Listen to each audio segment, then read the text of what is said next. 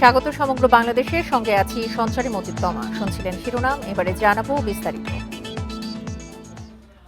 প্রায় 2 বছর পর ফের বাংলাদেশিদের জন্য ট্যুরিস্ট ভিসা চালু করল ভারত। দুপুরে ঢাকার ভারতীয় ভিসা কেন্দ্র পরিদর্শন শেষে সাংবাদিকদের এই তথ্য জানান ঢাকায় নিযুক্ত ভারতের নতুন হাইকমিশনার দীনেশ ত্রিবেদী।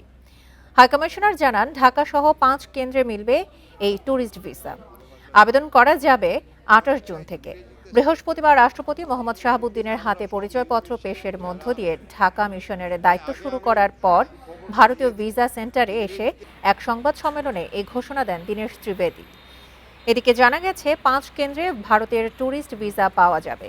এগুলো হলো ঢাকা, চট্টগ্রাম, খুলনা, সিলেট ও রাজশাহী।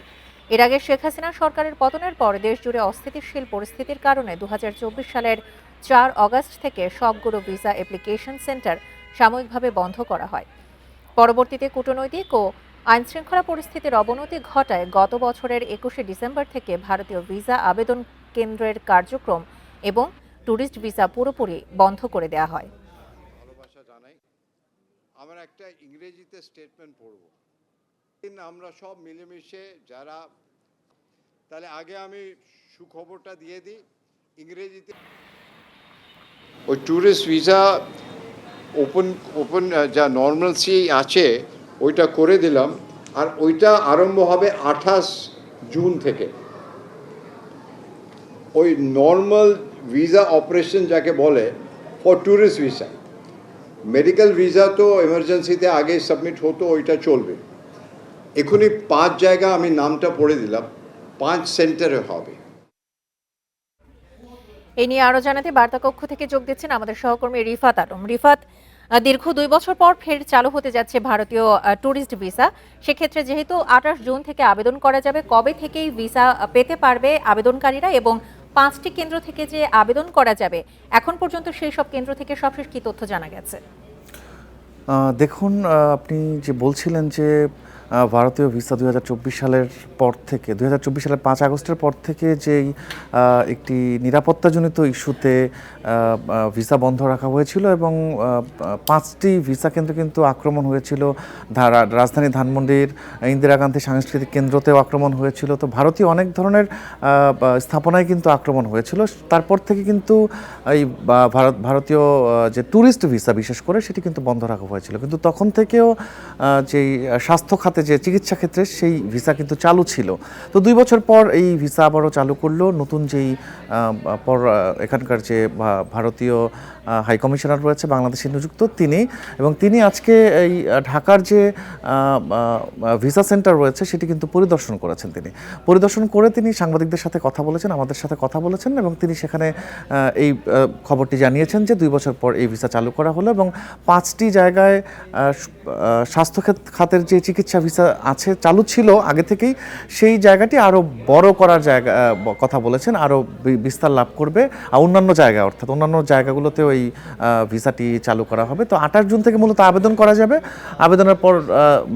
আবেদনের পর থেকে আসলে এই ভিসা দেওয়ার প্রক্রিয়াটি চালু হবে বলে তিনি জানিয়েছেন এবং তিনি আজকে আরও একটি বিষয় জানিয়েছেন যে আজকে থেকে তিনি নিযুক্ত হলেন বাংলাদেশের হাই কমিশনার হিসেবে।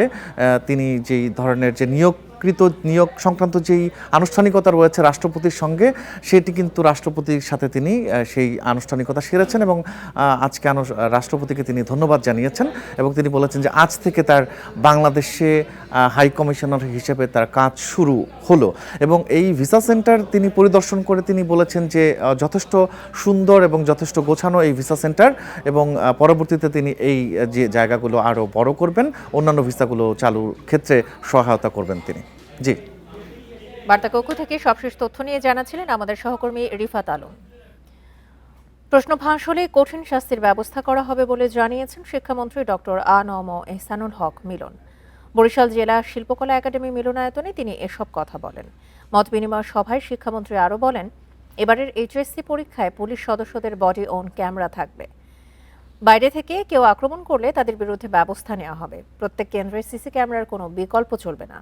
পরীক্ষার খাতা দেখার বিষয়ে বলেন, এবারে কেউ খাতা দেখার বিষয়টি আইনে যুক্ত করা হয়েছে। খাতা পরিবর্তন করা যাবে না, প্রয়োজন হলে বোর্ড থেকে খাতা নিয়ে সেগুলো নিজেই চেক করার কথা জানান। বলেন, শিক্ষার মান উন্নয়নে ব্যবস্থা নেওয়ার জন্যই এই সফর বলে জানান তিনি। এবং আন্তর্জাতিক বিশ্বের বুকে উন্নত শিক্ষিত সভ্য জাতি হিসাবে প্রতিষ্ঠিত হোক করছেন, সাধারণ মানুষের অভিপ্রায় জানার চেষ্টা করছেন একজন জনপ্রতিনিধি হিসেবে। সিলেট অঞ্চলে বৃষ্টি ও উজানের ঢলে নদ নদীর পানি বাড়ছে, তবে এখনো সবগুলো নদীর পানি বিপদসীমার নিচ দিয়ে প্রবাহিত হচ্ছে। সুনামগঞ্জে ভোর রাত থেকে থেমে থেমে কখনো মাঝারি কখনো ভারী বৃষ্টি হচ্ছে। এতে বাড়ছে সুরমা, জাদুকাটা, বৌলাই, রক্তিসহ বিভিন্ন নদ নদীর পানি। এদিকে গত কয়েকদিনের বৃষ্টি ও উজানের ঢল নদী তীরবর্তী নিম্নাঞ্চল ও চরাঞ্চল তলিয়ে গেছে। পানি উন্নয়ন বোর্ড বলছে, আগামী 4 দিন ভারী থেকে অতি ভারী বৃষ্টির পূর্বাভাস রয়েছে। এতে নদ নদীর পানি বেড়ে স্বল্পমেয়াদী বন্যার শঙ্কা রয়েছে। তবে পরিস্থিতি মোকাবেলায় সব ধরনের প্রস্তুতির কথা জানিয়েছে জেলা প্রশাসন। এদিকে তিস্তার পানি কমছে, ফলে নীলফামারী ও লালমনিরহাটের নিচু এলাকা থেকে নামছে পানি। এতে স্বস্তি ফিরেছে নদী তীরের বাসিন্দাদের।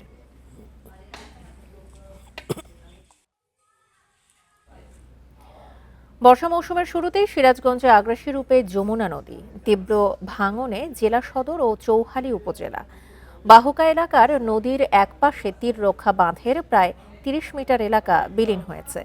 ঝুঁকিতে ঘরবাড়ি এবং চরাঞ্চলের ফসলি জমি। ভাঙন ঠেকাতে জিও ব্যাগ ফেলছে পানি উন্নয়ন বোর্ড। স্থায়ী ব্যবস্থা নেওয়ার দাবি স্থানীয়দের। উজান থেকে নেমে আসা পাহাড়ি ঢল আর গত কয়েকদিনের ভারী বর্ষণে বেড়েছে যমুনার পানি। প্রবল স্রোতের তোড়ে শুরু হয়েছে নদী ভাঙন। সিরাজগঞ্জ সদরের বাহুকা ও চৌহালি উপজেলার চরাঞ্চলে ভাঙনের তীব্রতা বেশি। গত কয়েকদিনে নদীগর্ভে বিলীন হয়েছে সদর উপজেলার বাহুকা এলাকায় নদীর তীররক্ষা বাঁধের প্রায় 30 মিটার এলাকা। হুমকিতে বাঁধের ভেতরে ইতালি, গজারিয়া, তেওয়ামারা সহ আশেপাশের বেশ কয়েকটি গ্রামের ফসলের জমি, ঘরবাড়ি। চৌহালির চর বিনায়ক এলাকাতেও আগ্রাসী নদী। এলাকার ক্ষতি মানে ভেঙে বাইরে গেলে তার থাকলো না, কাজে সবারই ক্ষতি, ছোট বড় কারো নাই তো, আমারও থাকা কঠিন হয়ে গেল। বাংলার অবস্থা খারাপ আরো কনে থাকুন কি সমস্যা তার কি ঠিকানা আছে। এই জায়গা ডেবে গেছে, এই জায়গা জল বাইরে যায় তাহলে মনে হয় দুই বাহুকানা শুধু পুরো অবস্থা দিন একবার ধ্বংস হয়ে যাবো। নতুন করে ভাঙনের কারণে উদ্বিগ্ন স্থানীয়রা। পানি উন্নয়ন বোর্ড বলছে, ভাঙন কবলিত এলাকায় বালু ভর্তি জিও ব্যাগ ফেলার কাজ চলছে।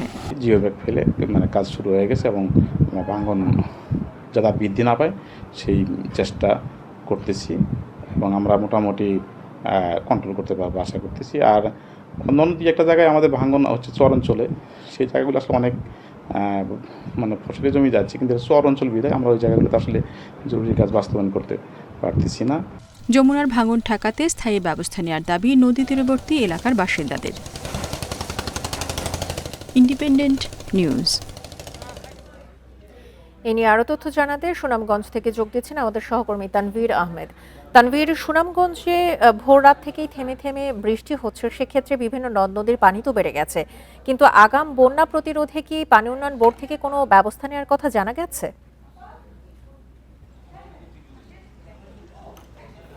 ধন্যবাদ আপনাকে। সকাল থেকে কিন্তু থেমে থেমে বাড়ি থেকে মাঝারি বৃষ্টিপাত হয়েছে, কিন্তু এখন দুপুর থেকে কিন্তু সুনামগঞ্জে রোদুজ্জ্বল আবহাওয়া এবং এখনো রোদ আছে।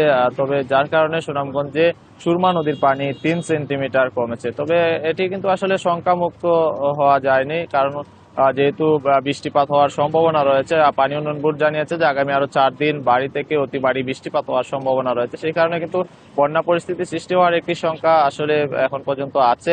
তবে যেহেতু পানি ঢল নামছে নদী দিয়ে, আমরা দেখেছি যে প্রবল স্রোতে কিন্তু পাহাড়ি ঢল নামছে, যে কারণে যে নির্মাঞ্চল আছে, নির্মাঞ্চলের যে গ্রামীণ সড়কগুলো আছে সেই সড়কগুলো কিন্তু তলিয়ে গেছে এবং এই অঞ্চলের মানুষজন এখন ছোট ছোট নৌকায় করে এক গ্রাম থেকে আরেক গ্রামে যাচ্ছেন এবং উপজেলা সদরের সাথে আমরা দেখেছি যে তারা নৌকা যুগে আসলে যাতায়াত করছেন।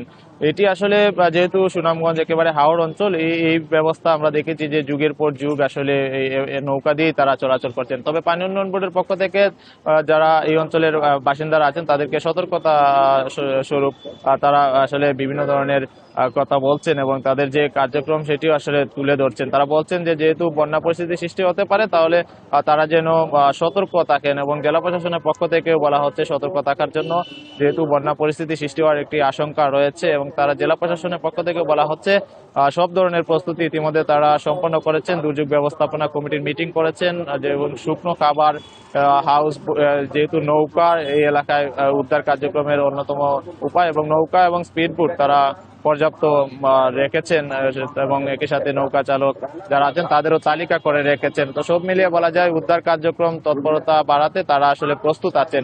বন্যা পরিস্থিতি সৃষ্টি হলে তারা পানি উন্নয়ন বোর্ড এবং প্রশাসন তৎপরতা বাড়াবে এমনটি আসলে বলা হচ্ছে তাদের পক্ষ থেকে। তো এই ছিল সুনামগঞ্জ থেকে সর্বশেষ। সুনামগঞ্জ থেকে নদ নদীর পানি বৃদ্ধি নিয়ে জানাচ্ছিলেন আমাদের সহকর্মী।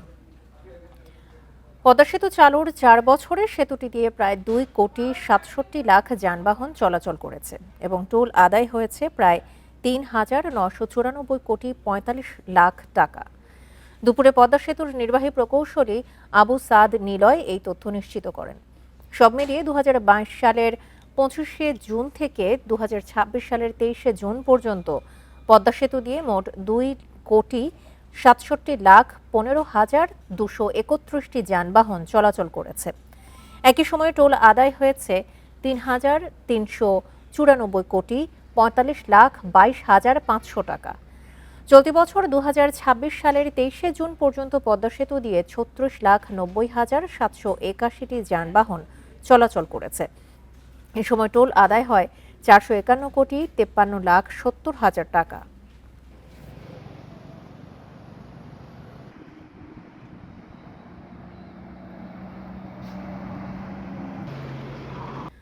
বগুড়ার মোকামতলা উপজেলার সীমান্ত ইউনিয়নের নাম পরিবর্তনে গণশুনানিতে ৬টি নাম প্রস্তাব করা হয়েছে। প্রধানমন্ত্রীর নির্দেশে বগুড়ায় দিগন্ত ইউনিয়নের নাম পরিবর্তনের জন্য দ্বিতীয় পর্যায়ে গণশুনানি অনুষ্ঠিত হয়। সকাল ১০টা থেকে মোকামতলা উপজেলার রহবল উচ্চ বিদ্যালয়ে এই গণশুনানির আয়োজন করা হয়। রহবল ও আশপাশে মৌজার স্থানীয়রা স্বতঃস্ফূর্তভাবে এই গণশুনানিতে অংশ নেন।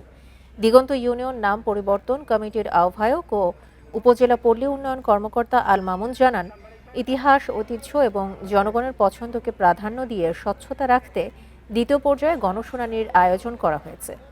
এই ইউনিয়নে মোট ৮টি মৌজা, ১৭,৭৫৯ জনের জনসংখ্যা রয়েছে।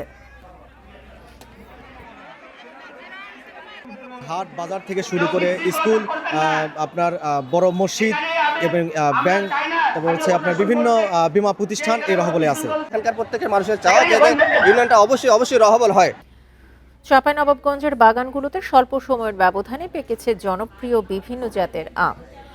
একটি শেষ হওয়ার আগেই বাজারে উঠছে অন্য জাতের আম। এতে কাঙ্ক্ষিত দাম মিলছে না বলে জানান চাষিরা। জলবায়ু পরিবর্তনের প্রভাব উল্লেখ করে আম সংরক্ষণে হিমাগার নির্মাণ ও প্রক্রিয়াজাতকরণের পরামর্শ গবেষকদের। ১ দশক আগেও বাগানগুলোতে আম পাকার ক্ষেত্রে ধারাবাহিকতা ছিল। বাজারে এক জাতের আম শেষ হলে উঠত আরেক জাতের আম। তবে এখন প্রায় একই সময়ে সব জাতের আম পেকে যাওয়ায় বিঘ্ন ঘটছে ধারাবাহিকতায়। বাগানীরা জানান, এবছর মে মাসের ৩য় সপ্তাহে গুটি ও গোপালভোগ আম পাকা শুরু হয়। এর কিছুদিন পরে পাকতে শুরু করে খিরসাপাত। এই জাতের আম শেষ হওয়ার আগেই বাজারে চলে আসছে ল্যাংড়া, বাড়িচার, এমনকি আম্রপালিও। ল্যাংড়া, বোম্বাই, এরপরে দেখা যায় ফজলি দিয়ে একটা সময় দেখা যাচ্ছে যে আমাদের লেটেস্ট যে কয়েকটা ভালো জাত আছে এই আমগুলা দেখা যাচ্ছে ৭ থেকে ১০ দিনের মধ্যেই সবগুলোই কিন্তু পেকে যায়। ১ সপ্তাহ রাখলে হয়তো পরে বেশি দাম পাইতাম, এখন বাজারে তো দাম পাচ্ছি না। যেমন ২,০০০ টাকার আম ১৫০০ টাকাতে বেচতে হয়েছে। গবেষকরা বলছেন, সাম্প্রতিক বছরগুলোতে আমের মৌসুমে তাপমাত্রা বেশি থাকছে, কমে গেছে বৃষ্টিপাতও। এ কারণেই স্বল্প সময়ের ব্যবধানে পেকে যাচ্ছে বিভিন্ন জাতের আম। সংরক্ষণের জন্য হিমাগার নির্মাণের পাশাপাশি প্রক্রিয়াজাতকরণে বিজ্ঞানসম্মত ব্যবস্থা নেওয়ার পরামর্শ তাদের। আমরা যদি এটা স্টোর করতে পারতাম, এবং বেশি দিন স্টোর করার দরকার, আপনি ৭ দিন ডিলে করলেই ১৫ দিনের জায়গায় ২১ দিন খিরসাপাত আমটা পাওয়া যাবে। তো আমি মনে করি যে একটা হলো স্বল্পকালীন সংরক্ষণ, আর একটা হলো যে এই আমগুলা প্রক্রিয়াজাতকরণের যদি ব্যবস্থা থাকে তাহলে চাষিরা উপকৃত হবেন। জেলায় এবার ৩৭,৪৮৭ হেক্টর জমিতে আম চাষ হয়েছে। প্রায় ৪ লাখ মেট্রিক টন আম উৎপাদনের লক্ষ্যমাত্রা কৃষি বিভাগের।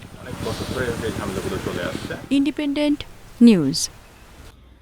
কৃষি বিষয়ক সাংবাদিকতায় বিশেষ অবদানের জন্য সেরা প্রতিবেদকের সম্মাননা পেলেন ইন্ডিপেন্ডেন্ট টেলিভিশনের জ্যেষ্ঠ প্রতিবেদক শাহিদ আহমেদ। বৃহস্পতিবার রাজধানীর কৃষি গবেষণা কাউন্সিলে আয়োজিত BARF মিডিয়া অ্যাওয়ার্ড অনুষ্ঠানে এই সম্মাননা প্রদান করা হয়।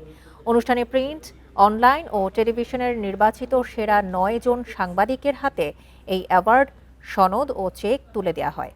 আয়োজকেরা জানান, কৃষি বিষয়ক সাংবাদিকতায় বিশেষ অবদানের স্বীকৃতি প্রদান এবং কৃষি সাংবাদিকতাকে উৎসাহিত করার লক্ষ্যে প্রথমবারের মতো এই অ্যাওয়ার্ড দেওয়া হয়েছে। শতাধিক প্রতিবেদন থেকে বাছাই করে সেরা 9টি প্রতিবেদন নির্বাচন করে বিচারকরা।